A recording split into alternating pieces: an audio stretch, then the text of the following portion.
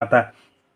फिर क्या कहते हैं, act of God. Act of God में क्या आता है? एक्ट ऑफ गॉड बोले तो क्या कहते हैं, जो नेचुरली डिजास्टर आते हैं जिसकी वजह से डैमेजेस होते हैं, तो उसमें क्या क्या कवर होता है? Storm, cyclone, typhoon, tempest, hurricane, tornado, flood and inundation. अब इनको भी समझना बहुत ज़रूरी है। अब आप ये पढ़ तो लेते हैं, रट तो लेते हैं, जब वहाँ पे क्या कहते हैं, जब क्वेश्चन आता है तो आप उसको रिलेट नहीं कर सकते, तो रिलेट नहीं कर पाते हैं। तो उस चीज़ को आपको समझने से के लिए आपको सबसे पहले क्या समझना पड़ेगा, इन सब चीज़ों का मतलब क्या होता है।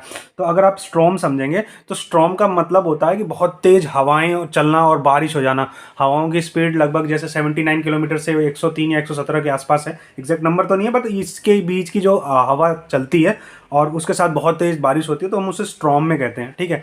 और साइक्लोन आपको पता है, साइक्लोन मतलब चक्रवात होता है। मीन्स जैसे हवा ऐसे ऐसे ऐसे ऐसे ऐसे करके आपने देखी होगी घूमती हुई आती है, कई बार छोटी छोटी आती है, जब ये बड़े रूप में आ जाता है तो वो बहुत नुकसान पहुंचाता है, तो उसको बोलते हैं साइक्लोन। और टाइफून क्या है? अगर स्ट्रॉम का क्या होता है, स्ट्रॉम का अगर प्रचंड रूप ले लें, मतलब अगर इसका स्ट्रॉम को अगर तूफान कहते हैं, तो अगर टाइफून को आप समझो तो प्रचंड तूफान, बहुत तेज हवाएं चलेंगी, बहुत तेज बारिश होगी और बहुत डिजास्टर करेगा, तो उसे टाइफून कहते हैं। टेम्पसेट क्या होता है? टेम्पसेट आप सिनोनिमस मान सकते हो स्ट्रॉम का, ठीक है, क्योंकि मैंने भी इसका बहुत मीनिंग ढूंढा तो कहीं भी एग्जैक्ट मीनिंग इससे अलग नहीं आ रहा स्ट्रॉम से। यही पता चल रहा है कि टेम्पसेट जो है स्ट्रॉम का ही सिनोनिमस है, यानी उसी का आसपास का कोई चीज़ है, ठीक है, यानी कि तेज हवाएं ही हैं।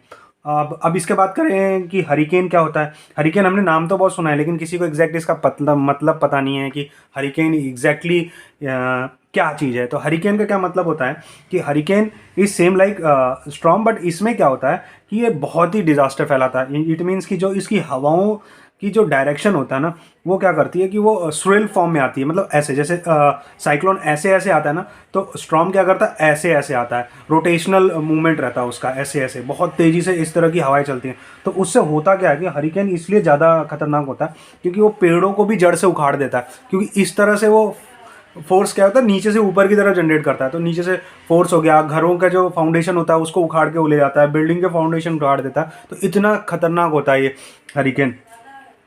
अब टोरंटो क्या होता है? टोरंटो जो होता है वो हरिकेन का भी पापा मान के चलो। इसके इस अगर ये टोरंटो आया, इसमें तो इतनी तेज हवाएं चलेंगी कि इतना डिजास्टर फैलाएगा। और जब ये टोरंटो आता है इतना भयानक रूप से आता है कि ये 5 लाख स्क्वायर माइल्स का एरिया एक बार आएगा तो वो पूरा इफेक्ट कर जाएगा वहाँ पे, इतना डिजास्टर फैलाता है।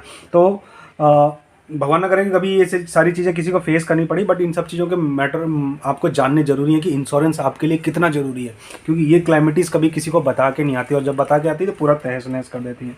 फ्लड आपको सिंपल है, ये तो आपको पता है कि नदी में बाढ़ आ गई या फिर कहीं से वाटर इधर से आ गया तो उसको हम फ्लड मानते हैं। फ्लड में बहुत सारे लॉसेस होते हैं, हर साल फ्लड आते हैं हमारे बिहार, यूपी, बंगाल, असम, ये पूरा एरिया हमारा हमेशा फ्लड से हर साल जूझता है। तो फ्लड का तो इन एरियाज़ में तो बहुत ही ज़्यादा इंपॉर्टेंट है कि फ्लड आ गया तो बहुत सारा नुकसान करेगा, तो सोचिए कि इंश्योरेंस कितना ज़रूरी है, ठीक है। उसके बाद इंडेंटेशन आता है। इंडेंटेशन क्या मतलब होता है? बहुत सारे लोग ना इसको फ्लड से कंफ्यूज कर देते हैं, पर इंडेंटेशन ऐसा नहीं होता कि वो फ्लड है। हाँ, वो फ्लड का एक रूप हो सकता है, क्योंकि इंडेंटेशन का मतलब होता है कि पानी का इकट्ठा होना बहुत ज़्यादा मात्रा में, ठीक है गाइस, क्योंकि पानी जब इकट्ठा होगा ना तो सैलाब लाएगा। सैलाब मीन्स कि बहुत सारा पानी इकट्ठा हो गया, और पानी का इकट्ठा होने के बाद जो डैमेजेस होंगे, ठीक है, क्योंकि फ्लड आएगा और चला जाएगा, बट फ्लड आने के बाद इंडेंटेशन में पानी वहाँ जमा हो जाएगा, उसके बाद जो नुकसान पहुँचाएगा, जैसे घर है तो घर पानी में कई दिन डूबा हुआ है तो उसकी फाउंडेशन कमज़ोर हो जाएगी, या उसके जो क्या कहते हैं पिलर्स हैं उनमें क्या कहते हैं जो उसमें कॉन्क्रीट के साथ वो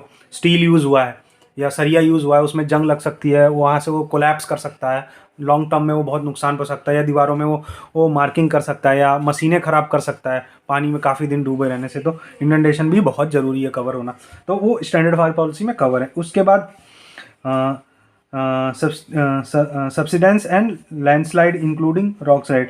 तो landslide including rock side, landslide कहाँ? जैसे पहाड़ों में। तो आप सोचिए कि सिर्फ ये ग्राउंड वाले के लिए नहीं, जो नेचुरल कैमिटी लैंडस्लाइड, रॉक साइड या उनसे जैसे कोई भी और क्या कहते हैं नेचुरल कैमिटी आती हैं जिसमें ये भूस्खलन हो जाता है या पत्थर गिर जाता है। हम देखते हैं बहुत सारी चीज़ें उत्तराखंड वगैरह में देखेंगे तो हमेशा पत्थर गिरते ही रहते हैं, तो उससे भी कितने नुकसान हो सकता है। तो किसी फैक्ट्री या घर किसी के ऊपर गिर गया तो उससे जो तो वो सारी चीज़ें भी स्टैंडर्ड फायर पॉलिसी में कवर होती हैं।